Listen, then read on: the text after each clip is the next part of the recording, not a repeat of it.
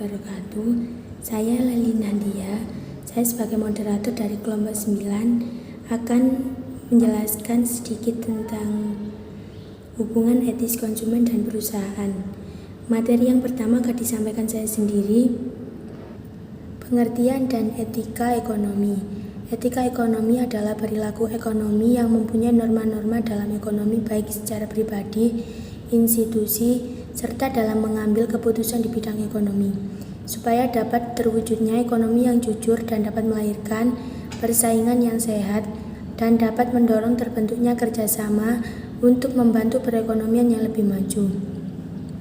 Mengingat aktivitas ekonomi yang dijalankan sebagai orang, kelompok masyarakat atau negara di dunia dan Indonesia pada khususnya sudah sering melabrak etika dan mengoyak nilai-nilai kemanusiaan. Membumikan etika ke dalam jiwa-jiwa pelaku ekonomi sangat penting untuk segera dilakukan. Manusia perlu membangun prestasi ekonomi tanpa melakukan nilai-nilai etis. Pembumian etika ekonomi akan membuka kesadaran manusia selalu berbuat baik kepada manusia lain. Ini tentu akan melahirkan keharmonisan dalam aktivitas ekonomi. Keharmonisan ini akan membawa kedamaian dan kemakmuran. Agar mencapai keseimbangan dan keharmonisan, tindakan ekonomi perlu tetap berada dalam koridor hukum etika dan evaluasi tindakan ekonomi secara mendalam.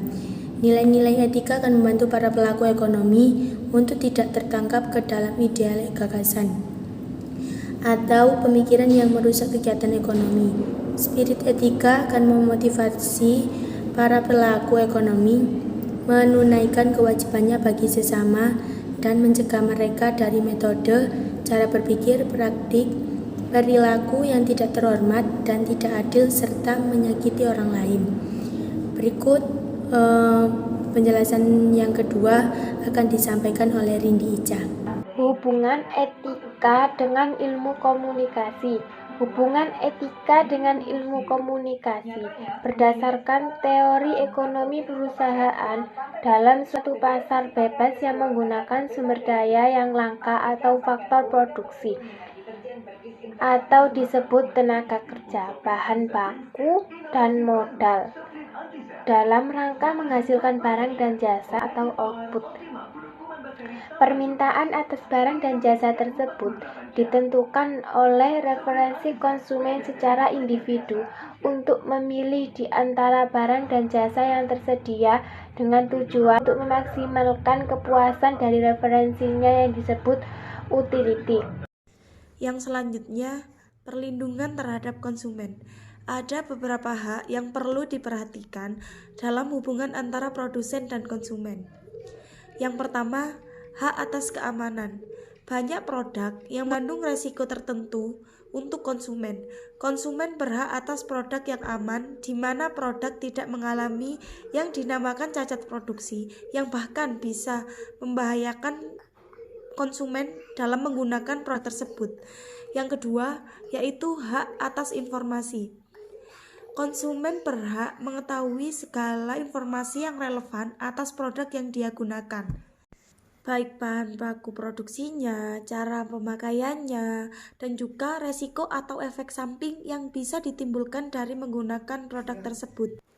Yang ketiga, hak untuk memilih. Konsumen memiliki hak untuk memilih dari berbagai barang atau jasa yang ditawarkan. Kualitas dan harga boleh berbeda. Dari situ, konsumen memiliki hak untuk membandingkan dan mengambil keputusan untuk membeli barang mana yang akan dia beli. Yang keempat, hak untuk didengarkan. Konsumen memiliki hak untuk menyampaikan pendapatnya mengenai produk yang dia konsumsi, terutama menyampaikan keluh kesahnya terhadap produk yang bersangkutan.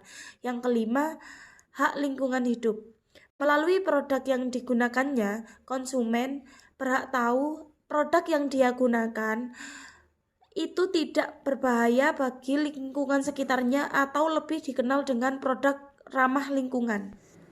Selain hak yang dikemukakan di atas, ada beberapa faktor yang penting yang harus diketahui tentang deskripsi produk. Yang pertama, yaitu kualitas. Konsumen berhak tahu atas kualitas barang yang ia beli, karena konsumen biasanya membayar lebih untuk suatu keunggulan dari kualitas barang tersebut. Yang kedua, mengetahui tentang harga. Mengetahui tentang harga ini sangat penting, karena sering terjadi ketidakadilan harga yang ada. Adapun beberapa faktor yang mengakibatkan ketidakadilan harga, yaitu yang pertama, penipuan. Yang kedua, ketidaktahuan konsumen. Yang ketiga, penyalahgunaan kuasa. Dan yang keempat, manipulasi emosi. Adapun hal yang perlu diperhatikan selain yang tercantum di atas, yang nomor 3 adalah pengemasan dan pemberian label. Produk harus dikemas secara menarik dan baik untuk menjaga kualitas dan tampilan produk tersebut. Sekian presentasi singkat dari kami. Mohon maaf apabila ada keterangan yang kurang memuaskan atau yang kurang tepat. Mohon maaf yang sebesar-besarnya. Wassalamualaikum warahmatullahi wabarakatuh.